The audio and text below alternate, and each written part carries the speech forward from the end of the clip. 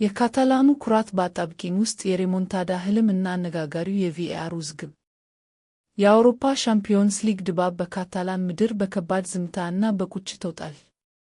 ረቡዕ ምሽት በባርሴሎና እና በአትሌቲኮ ማድሪድ መካከል የተደረገው ታላቅ ፍልሚያ በውጤቱ ብቻ ሳይሆን ተያይዘው በመጡ የዳኝነት ውዝግቦች ሳቢያ የእግር ኳሱን ዓለም ለሁለት የከፈለ አነጋጋሪ አጀንዳ ሆኗል። ባርሴሎና በገዛ ሜዳው 2-0 በሆነ ውጤት መሸነፉን ተከትሎ የክለቡ ህልውና አሁን በሪያድ ኤር ሜትሮፖሊታኑ በሚደረገው የመልስ ጨዋታ ታሪካዊ ማገገም ሬሞንታዳ ላይ ብቻ የተመሰረተ ሆኗል። ከጨዋታው መጠናቀቅ በኋላ በነበረው ጋዜጣዊ መግለጫ የባርሴሎናው ስትራቴጂስት ሃንሲ ፍሊክ የታዩት በተለመደው ረጋ ያሉና አስተዋይነታቸው ሳይሆን በከፍተኛ ተቃውሞ ነበር። በተለይም ወጣቱ ተከላካይ ፓው ኩባርሲ በቀይ ካርድ ከሜዳ መሰናበቱ እና የአትሌቲኮ ተከላካይ ማርክ ሄቢል በገዛ የቅጣት ሳጥኑ ውስጥ ኳስ በእጅ ነክቶ እያለ ቪኤአር ዝምታን መምረጡ አሰልጣኝ ክፉኛ አስቆጥተዋል። ስህተት የሰው ተፈጥሮ ነው፣ ነገር ግን ግልጽ በሆኑ አጋጣሚዎች ቴክኖሎጂው ጣልቃ የማይገባ ከሆነ የቪኤአር ጥቅሙ ምንድነው? ሲሉ ፍሊክ በምሬት ጠይቀዋል።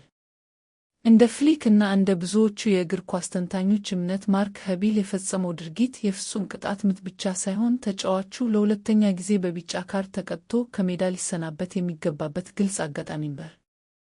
ውዝግቡ ከሜዳ አልፎ ወደ ሕግ አደባባይ ተሸጋግሯል።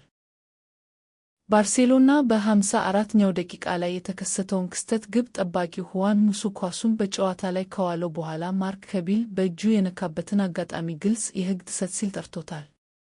ክለቡ ለአውሮፓ እግር ኳስ ማኅበር ባስገባው ይፋዊ የአቤቱታ ደብዳቤ በዕለቱ በዳኞች መካከል የተደረጉ የንግግር ድምጾች ይፋ እንዲሆኑ እና ጉዳዩ በጥልቀት እንዲመረመር ጠይቋል።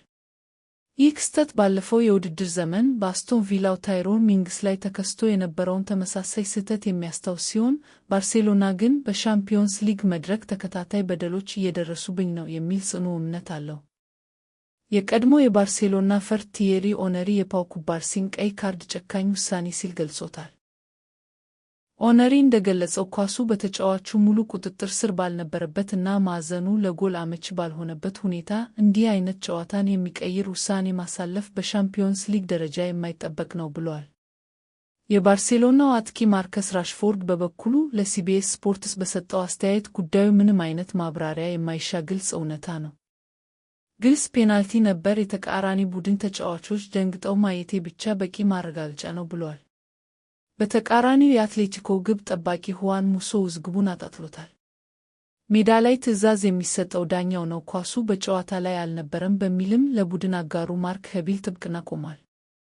በባርሴሎና በኩል ሌላኛው አሳሳቢ ዜና የቁልፍ ተጫዋቹ ፔድሪ በጉዳት ምክንያት ተቀይሮ መውጣቱ ነው። ምንም እንኳን ፍሊክ ጉዳቱ ከባድ እንዳልሆነ ቢገልጹም የተጫዋቹ አለመኖር በመሃል ሜዳው ላይ ክፍተት ፈጥሮ ነበር። በሌላ በኩል ግን ወጣቱ ላሚን ያማል ያሳየው ድንቅ ብቃት ለደጋፊዎች ተስፋ ሆኗል። ፍሊክ ዳኞች እንደ ላሚን ያማል ያሉ ተሰጥኦዎችን ከከባድ ጥቃት ሊጠብቁ እንደሚገባ አሳስበዋል። ምንም እንኳን የሁለት ግቦች ዕዳ እና የዳኝነት ውዝግቡ ጫና ቢፈጥሩም የባርሴሎና ተጫዋቾች ተስፋ አልቆረጡም። ላሚን ያማል ያስተጋባው 1% ዕድል ቢኖረንም 99% እምነት አለን የሚለው መፈክር በካታላን ደጋፊዎች ዘንድ አዲስ ወኔ ቀስቅሷል።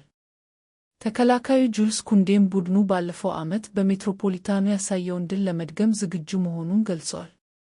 የፊታችን ማክሰኞ የሚደረገው የመልስ ጨዋታ ከእግር ኳስ ጨዋታነት ባለፈ የባርሴሎናን የአውሮፓ ክብር የማስመለስ ዘመቻ ተደርጎ ተወስዷል።